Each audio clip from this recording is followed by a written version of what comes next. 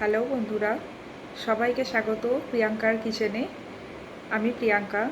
আজ একটা নতুনভাবে বিরিয়ানি বানানোর রেসিপি নিয়ে তোমাদের সামনে উপস্থিত হয়েছি। আশা করি তোমরা সকলে খুব পছন্দ করবে।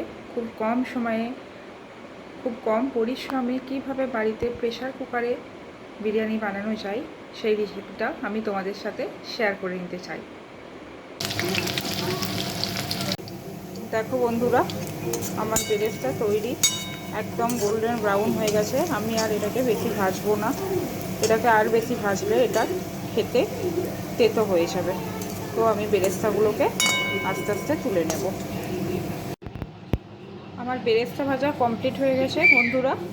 এরপরে দেখো, এই যে সোয়াবিনগুলো আছে, এই সোয়াবিনগুলোকে আমি একদম জল নিখরে এইভাবে এটাকে আমি ফ্রাই করে নেব।